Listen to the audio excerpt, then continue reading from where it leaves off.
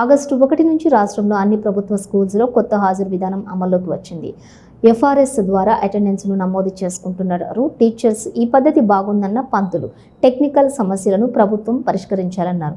రాష్ట్ర వ్యాప్తంగా అన్ని ప్రభుత్వ పాఠశాలల్లో ఫేస్ రికగ్నైజేషన్స్ సిస్టమ్ అమల్లోకి వచ్చింది. ఉపాధ్యాయులు కూడా సమయపాలన పాటించేలా స్కూళ్లలో ఎఫ్ఆర్ఎస్ అమలు చేస్తుంది.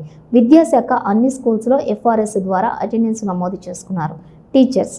హుస్నాబాద్ ప్రభుత్వ జిల్లా పరిషత్ ఉన్నత పాఠశాలలో teachers face recognitions MEO Manila సాయంత్రం పరిశీలించారు. ఇదే పాఠశాలలో ఎంఈఓ మనీలా ఫేస్ రికగ్నైజేషన్ చేయించుకున్నారు.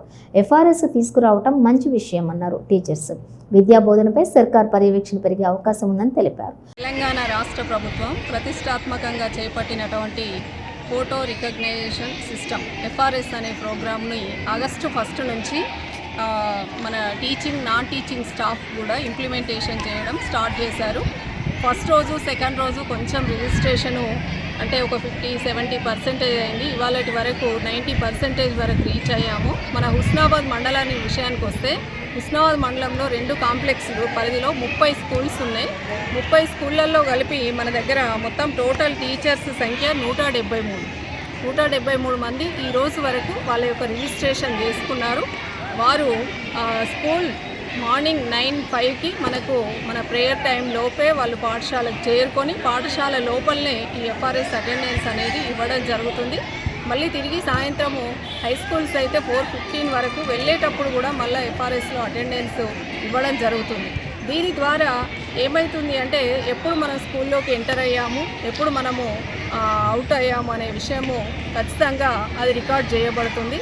దీన్ని దృష్టిలో పెట్టుకొని ఉపాధ్యాయులు అందరూ కూడా వాళ్ళు ఈ ఎఫ్ఆర్ఎస్కి అనుగుణంగా నడుచుకోవడం జరుగుతుంది. అంటే గతంలో కూడా అందరూ కూడా ప్రేయర్కు ఉండే విషయాన్ని అందరూ కరెక్ట్ ఇన్ టైంలో ఉండే విషయము అది బయటికి తెలియకుండా ఉండేది. కానీ ఎఫ్ఆర్ఎస్ ద్వారా ఎంత చక్కగా పనిచేస్తున్నారు, ఎంత చక్కగా వీళ్ళు పాఠశాలల్ని మెయింటైన్ చేస్తున్నారు అనే విషయాన్ని రికార్డ్ చేయడం ద్వారా మనకు దీనివల్ల సత్ఫలితాలు వస్తున్నాయి. ఇంకొక ముఖ్యమైన విషయం ఏంటి అంటే గతంలో పిల్లలకి ఎఫ్ఆర్ఎస్ పెట్టడం ద్వారా పిల్లల యొక్క హాజరు శాతాన్ని స్టేట్ నుండి కూడా మనము దీన్ని రికార్డ్ చేయడం కానీ తర్వాత దాని గురించి ఇన్ఫర్మేషన్ అంతా కూడా స్టేట్ లెవెల్లో వెళ్ళేది. దానివల్ల ఏ పాఠశాలలో ఎక్కువ అటెండెన్స్ ఉంది, ఏ పాఠశాలలో తక్కువ అటెండెన్స్ ఉంది, దానికి గల కారణాలు ఏంటి అని చెప్పి వాళ్ళు రివ్యూ మీటింగ్స్లో దీనికి సంబంధించిన సూచనలు సలహాలు ఇవ్వడం వల్ల ఉంచుకోవడం, ఎక్కువ ఉన్న చోట ఇంకా దాన్ని ఇంప్రూవ్ చేసుకోవడానికి మాకు కరెక్ట్గా సరి అయిన ఆదేశాలు ఇవ్వబడేది.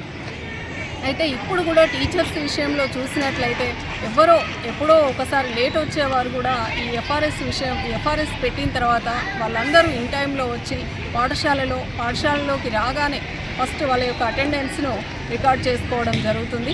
దీని ద్వారా అందరూ ఉపాధ్యాయులు కూడా పాఠశాలకు ముందే చేరుకోవడం జరుగుతుంది. పూర్తి సమయం అయిపోయేదాకా కూడా పాఠశాలలో వారి యొక్క విధులను నిర్వర్తిస్తూ పాఠశాలలో మధ్యాహ్న భోజన సమయంలో కానీ పిల్లల ఇంటర్వెల్ విషయంలో కానీ పాఠశాల సమయం అంతా కూడా పూర్తి స్థాయిలో వారు వినియోగింపబడుతుంది. దీనివల్ల చాలా చక్కని ఫలితాలు ఉంటాయి. మానిటరింగ్ కూడా చాలా ఈజీ అవుతుంది. వారు వాళ్ళకి సంబంధించిన లీవ్ విషయం కానీ ఓడీ విషయం కానీ అన్నీ కూడా ఆన్లైన్లో చేయడం జరుగుతుంది. దీనివల్ల మంచి ఫలితాలు వస్తాయని చెప్పి